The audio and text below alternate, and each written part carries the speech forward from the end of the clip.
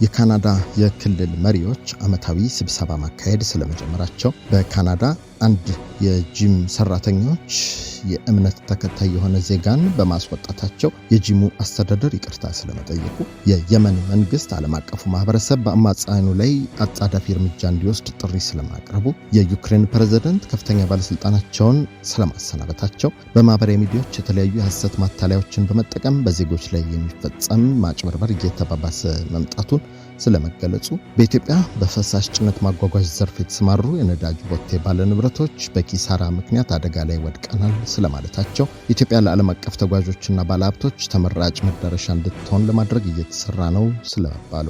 ሰላም ጤና ይስጥልን። ከብርሃን ቲቪ የሰዓቱን ዜናዎች አሁን ልነግራችኋለን። የየዕለት ዜናና ዝግጅቶቻችን በፍጥነት እንዲደርሷችሁ ገጻችንን ሰብስክራይብ፣ ላይክ፣ ሼር፣ ኮሜንት እንድታደርጉ እንዲሁም የማንቂያ ደወሉ እንድታበሩ በአክብሮት እንጋብዛለን። አሁን ወደ ዜናዎቹ እናልፋለን።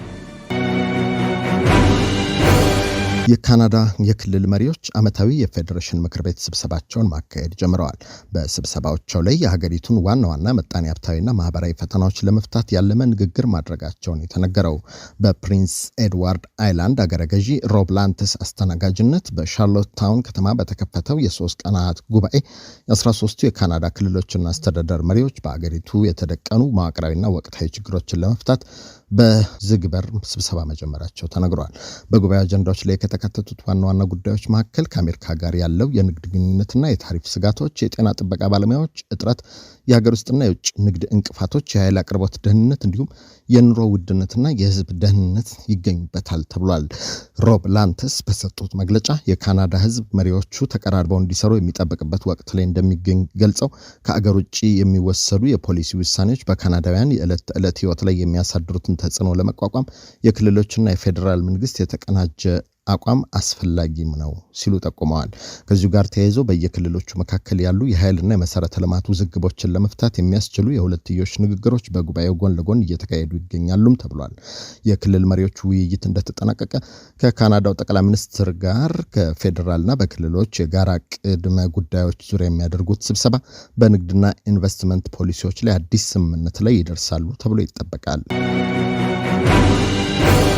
በካናዳ ዊንዘር ከተማ የሚገኝ አንድ ጂም ሰራተኞች የሲክ እምነት ተከታይ የሆነ ዜጋ የእምነቱ ግዴታ የሆነውን ንብረት ይዘሃል በሚል ማስወጣታቸውን የተመለከተ ይቅርታ አስገብቷል። ጉርፓርታፕ ሲንግ ሳንጋ የተባለ ግለሰብ በቪንዳሶር የሚገኘው ጉድ ላይፍ ፊትነስ ክለብ ውስጥ በእምነቱ ምክንያት የያዘውን ኪርፓን የተሰኘ ንብረት በማሳበብ ከቦታው እንዲወጣ ሲደረግ የሚያሳይ ምስል በማህበራዊ ሚዲያ ይፋ መደረጉ መነጋገሪያ ሆኖ ነበር። በተነሳው ውዝግብ መሰረት የጂሙ ሰራተኛ ለግለሰቡ በሰጠው አስተያየት በቦታው የሚገኙ አባላት ቅሬታ ማቅረባቸውና ለደህንነት ሲባል ቦታውን ለቆ እንዲወጣ ጠይቆታል።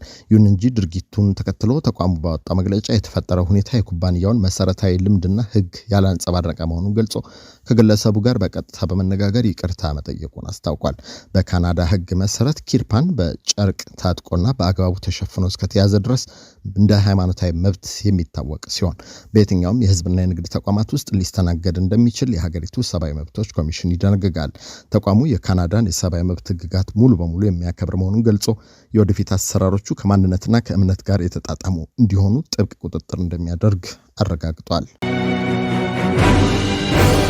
የየመን መንግስት ዓለም አቀፉ ማህበረሰብ በአማጽያኑ ላይ አጣዳፊ እርምጃ እንዲወስድ ጥሪ አቅርቧል። በዓለም አቀፍ ደረጃ እውቅና ያለው የየመን መንግስት ሁቲዎች በዓለም አቀፍ የባህር ንግድ መስመርና በመርከቦች ላይ የሚያደርሱትን ጥቃት ለማቆም ማህበረሰቡ የተባበሩት መንግስታት ድርጅትን ጨምሮ የጸጥታው ምክር ቤት ጠንካራና አጣዳፊ እርምጃ እንዲወስዱ ሲል ጥሪ አቅርቧል።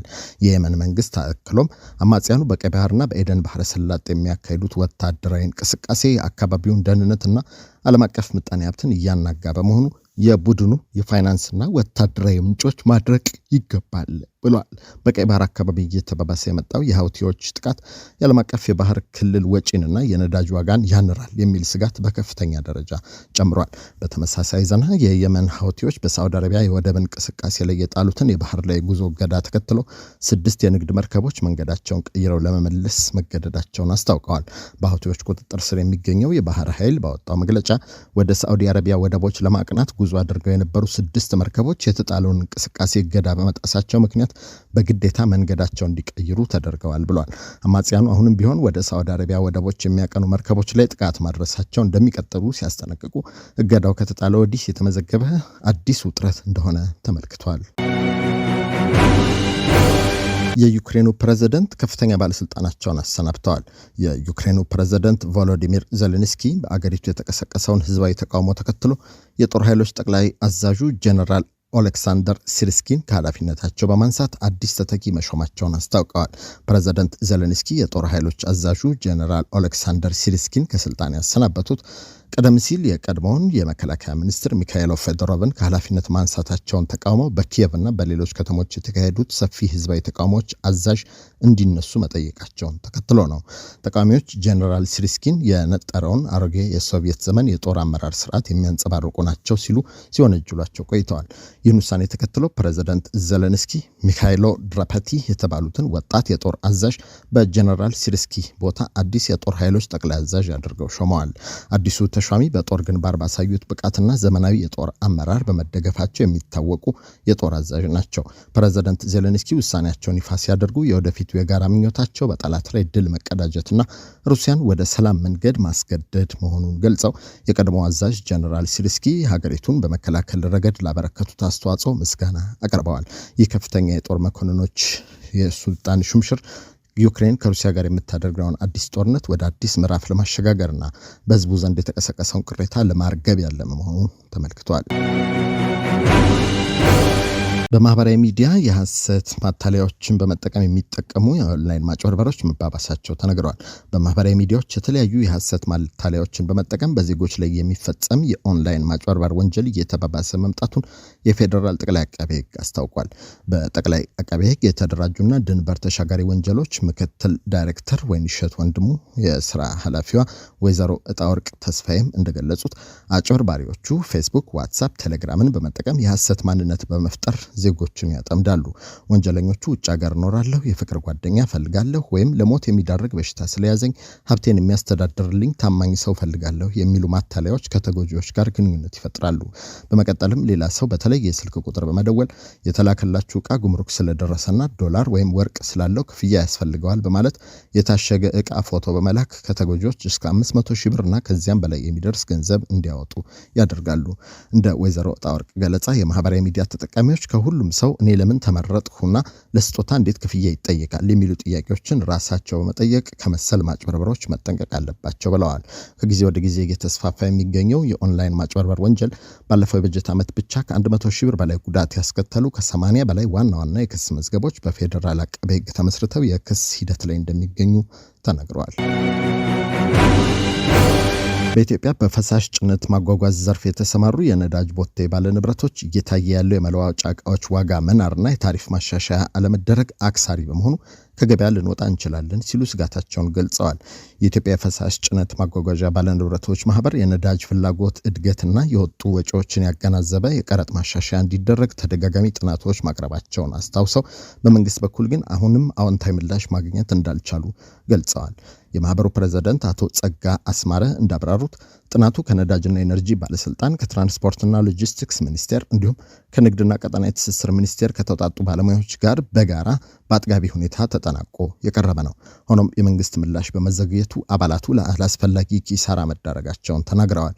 ከታሪፍ መዘግየት በተጨማሪ አሽከርካሪዎች ከባለ ንብረቱ ዕውቅና ውጪ በሚፈጽሙት የኮንትሮባንድ እንቅስቃሴ ምክንያት ተሽከርካሪዎችና ነዳጅ የመወረስ እርምጃ እየተወሰደባቸው ይገኛል ያሉት አቶ ጸጋ ይህም ባለ ንብረቶቹን ለተጨማሪ አጣብቂኝ ዳርጓል ብለዋል።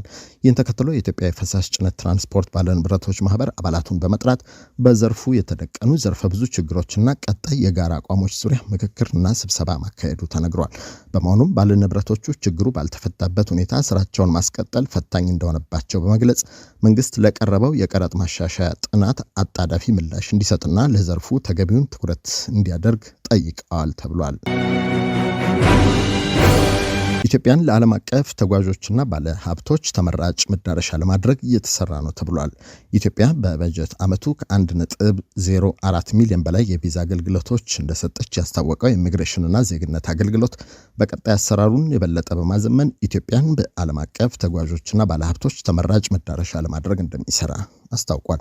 ተቋሙ ከ3 ዓመታት በፊት ይሰጥ የነበረውን 276,000 የቪዛ አገልግሎት በአሁኑ ወቅት የበጀት ዓመቱ ከ4 እጥፍ በላይ በማሳደግ ከፍተኛ እድገት ማስመዝገብ እንደቻለ የጠቆሙት የአገልግሎቱ ዋና ዳይሬክተር ወይዘሮ ሰላማዊት ዳዊት ለዚህ ስኬት የቪዛ አሰጣጥ ስርዓቱን ማሻሻል፣ የዲጂታል አገልግሎት ማስፋፋትና የድንበር አስተዳደርን ማዘመን ዋና ምክንያቶች መሆናቸውን አስረድተዋል። ዋና ዳይሬክተሯ አክለውም በአሁኑ ወቅት ከ194 በላይ አገራት ዜጎች በኢ-ቪዛ በዲፕሎማሲ ተቋማትና የመዳረሻ ቪዛ ኦን አራይቫል አገልግሎት ማግኘት መቻላቸውን አብራርተዋል።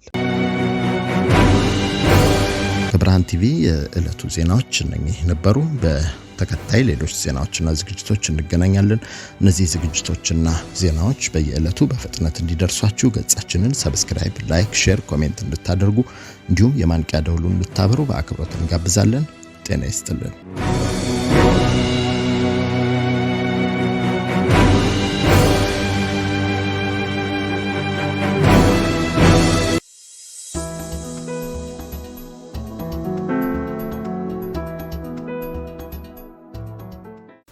Are you a young person trying to figure out your next move? Or a young parent who needs real support, not just advice? We have built something for you. A community, a network, a place where you belong. And mentors who looks like you. Who have been where you are and want to help you get where you are going. Are you ready to take your first step? Go to sankofamentorship.org right now. Hit the Get Involved button and you can become a mentee, become a mentor, or involve as a volunteer. And let's build your future together. See you inside!